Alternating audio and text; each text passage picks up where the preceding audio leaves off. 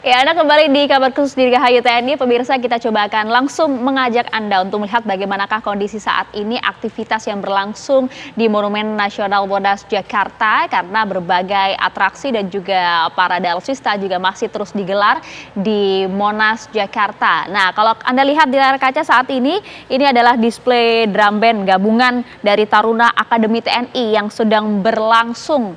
Ini menjadi tontonan yang luar biasa, tentunya tidak hanya bagi sejumlah tamu undangan, tapi juga sebagai masyarakat, karena Bapak ada juga disediakan di belakang Monas begitu, ada panggung khusus dengan layar besar bagi masyarakat yang berminat menyaksikan bagaimana kemeriahan HUT ke-78 TNI RI. Iya, kalau kita lihat juga tadi yang menarik ya, Maria dan juga pemirsa, yang disampaikan oleh Presiden Republik Indonesia Joko Widodo dalam sambutannya, menyampaikan dan juga menekankan pentingnya untuk penguatan sistem pertahanan serta kemandirian alutsista, yaitu produksi dalam negeri. Nah, bicara soal alutsista ini juga menarik Maria dan juga pemirsa, karena memang kita akan coba tampilkan spesial di Dirgahayu ke-78 TNI Republik Indonesia sejumlah alutsista yang memang sudah dan akan melengkapi kekuatan TNI Republik Indonesia. Kita akan coba tampilkan visualnya, kira-kira alutsista seperti apa ya yang memang ini sudah dan akan melengkapi kekuatan TNI kita. Kita coba lihat, yang pertama ini saya akan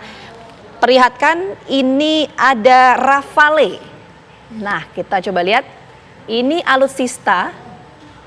Ini dia pemirsa. Wah, ini adalah langsung muncul di depan kita. Langsung muncul di depan kita, Maria. Ini juga merupakan alutsista yang akan melengkapi kekuatan TNI ke depan. Jadi ini merupakan pesawat yang memang berfungsi atau memiliki fungsi ya untuk pengintai dan pencegahan serangan nuklir dengan tingkat akurasinya ini cukup tinggi ya. Jadi ini produk buatan dari Perancis. Bahkan ini negara yang mengoperasikan pesawat Rafale ini ada beberapa, diantaranya Perancis, Qatar, Mesir, dan juga India. Pesawat ini dapat dibekali dengan beberapa persenjataan rudal, baik dari udara ke udara ataupun udara ke permukaan. Ya, kalau berbicara mengenai pesawat Rafale tadi, tentu yang paling ahli di samping kita ya, Fit ya. Tadi keistimewaannya apa sih Pak pesawat Rafale tadi itu Pak? Ya, pesawat Rafale masuk generasi 4,5, di mana pesawat ini mampu menjalankan tugas-tugas seperti tadi yang disebutkan. Pertempuran udara ke udara dan juga dari udara ke darat. Artinya bahwa pesawat ini dilengkapi dengan avionik dan juga elektronik equipment yang bisa menjalankan tugas di masa-masa sekarang ini. Oke, jadi itu salah satu alutsista yang akan melengkapi juga ya Pak ya untuk ke depan TNI kita. Nah, kita coba tampilkan dulu lagi Pak Eris, ini ada beberapa alutsista yang akan kita coba tampilkan supaya publik juga memahami ini apa saja sih yang sudah kita miliki. Ini kita berangkat ke pesawat Airbus A400M. Kira-kira itu apa ya Maria ya? Nah, itu kita lihat, ini adalah pesawat yang mampu tentunya membawa berbagai pasukan lengkap. Total muatannya mencapai 116 orang, ini dia bentuk alutsistanya. Ruang kargo juga mampu menampung sekitar 9 palet militer, dan pesawat ini juga dapat berfungsi sebagai tanker begitu ya Pak ya, jika dalam misi-misi pengisian bahan bakar air to air begitu. Jadi bentuknya seperti ini, pesawat Airbus A400M yang juga sebagai salah satu alutsista yang memenuhi pertahanan Republik Indonesia. Dan tidak hanya Airbus A400M saja, apa saja kemudian kelebihan-kelebihannya, kemampuannya juga luar biasa. Kalau kita lihat pemirsa, pesawat ini mampu membawa berbagai pasukan lengkap. Kemudian juga ini Airbus merancang A400M sebagai pesawat yang dapat tinggal landas begitu di landasan pacu pendek,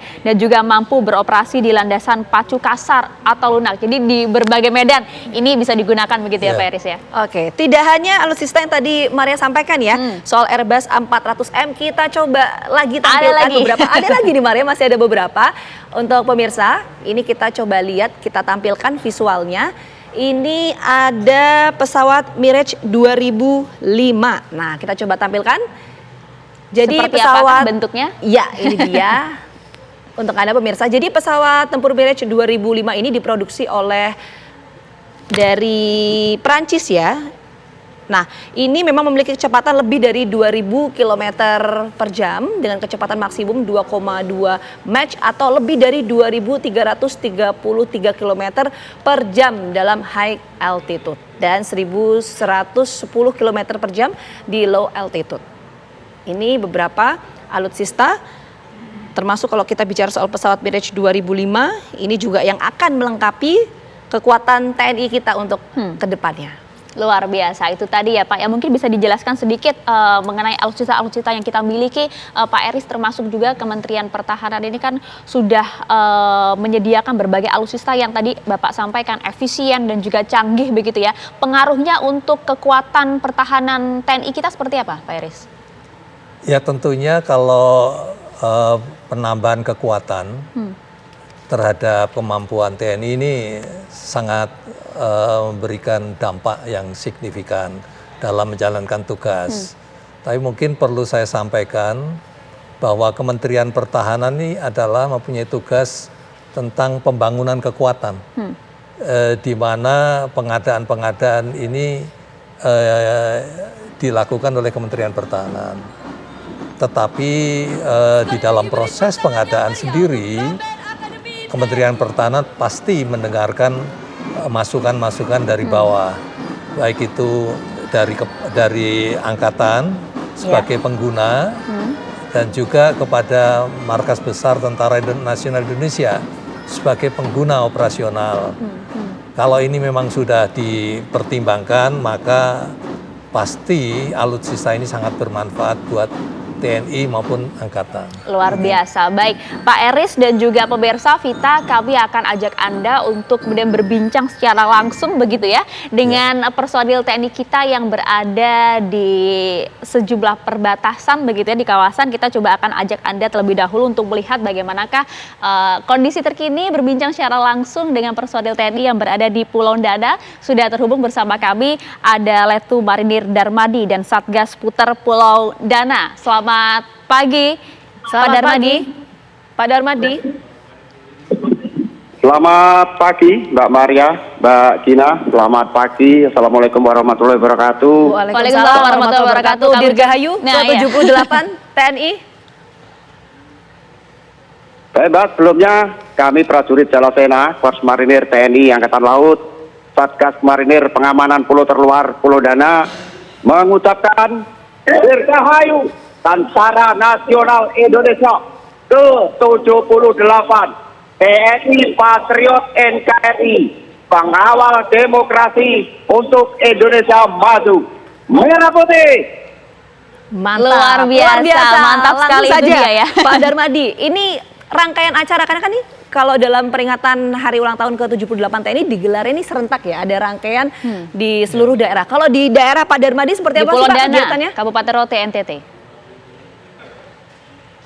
Saya untuk memperingati hari ulang tahun Tentara Nasional Indonesia yang ke-78, Mbak.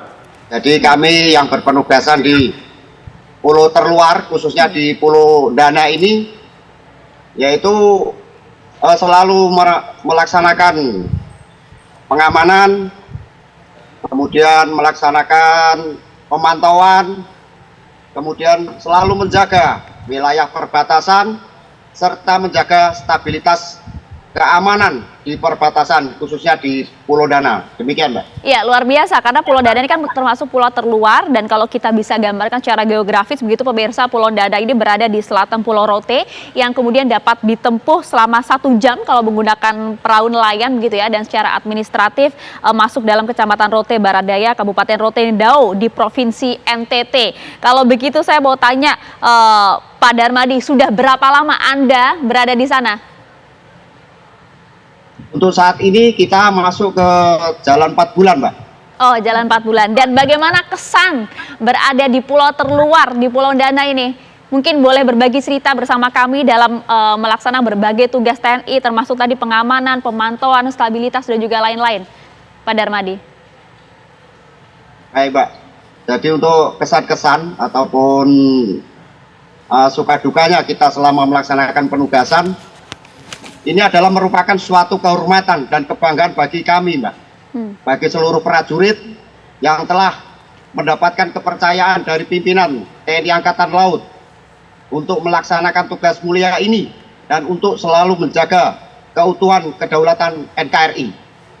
Kemudian kalau membahas untuk dukanya ini Mbak, karena di Pulau Dana ini adalah merupakan pulau tidak berpenghuni, jadi kita ada keterbatasan berinteraksi dengan masyarakat, serta jauh dari keluarga.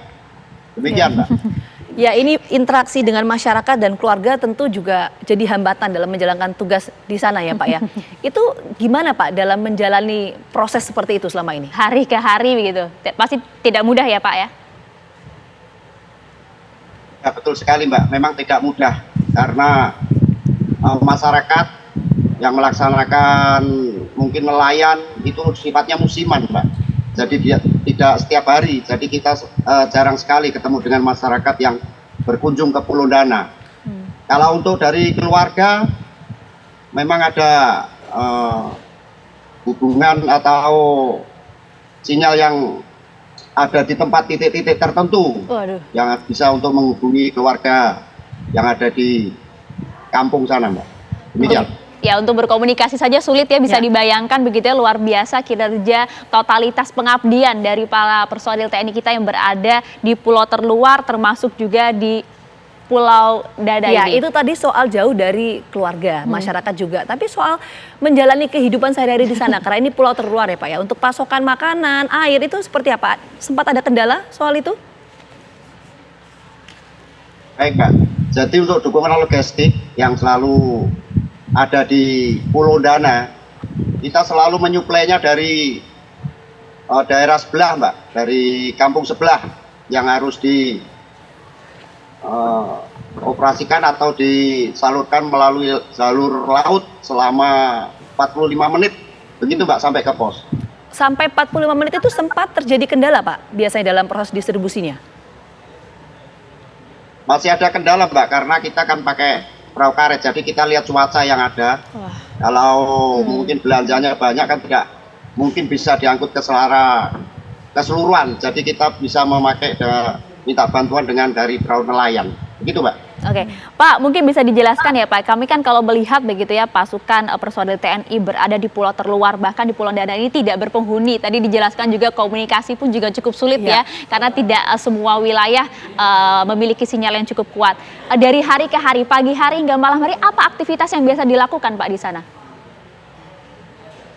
Tetap untuk kegiatan sehari-hari kita laksanakan pengawasan Mbak. Selalu kita patroli keliling, karena di Pulau Dana ini areanya cukup luas, jadi kurang lebih 13 km persegi. Jadi kita harus ekstra dalam pengawasan. Demikian. Iya. Pak, tadi ada hal yang menarik yang belum tergali dari Pak Darmadi ya. Kalau tadi selain aktivitas keseharian yang tadi Maria tanyakan juga, saya ingin mendalami. Kalau memang membutuhkan waktu sekitar 45 menit Pak untuk suplai makan, kemudian juga tadi air, sempat tidak Pak? Itu terkendala beberapa hari, sampai pada akhirnya ini sulit sekali untuk mendapatkan suplai makan dan juga air di sana. Sempat mengalami itu nggak Pak? Sempat mengalami Mbak. Jadi pada waktu itu kita sudah siap mengantarkan logistik ke pulau. Kebetulan ombaknya tinggi, waktu itu anginnya kencang. Jadi sempat tertunda selama 3 hari. Jadi baru kita alokasikan logistik tersebut ke pulau. Oke. Demikian. Sekali lagi terima kasih banyak Pak Darmadi dan juga Mungkin. teman-teman semuanya. Ini tentu kerja keras yang luar biasa di tengah banyak keterbatasan yang ada di sana, suplai Iya, tentu. makan, air dan lain sebagainya. Pak Darmadi, mungkin di Dirgahayu TNI yang ke-78 ini terakhir apa sih Pak yang diharapkan dalam ulang tahun kali ini oleh Pak Darmadi dan juga teman-teman yang berada di Pulau Dada, pulau terluar di Rote? Mbak, dalam rangka HUT TNI, mungkin yang perlu kita sampaikan, mohon doanya, semoga kita selama di penugasan yang jauh dari keluarga selalu diberikan kesehatan, selalu diberikan keselamatan sampai selesai menjalankan tugas di sini.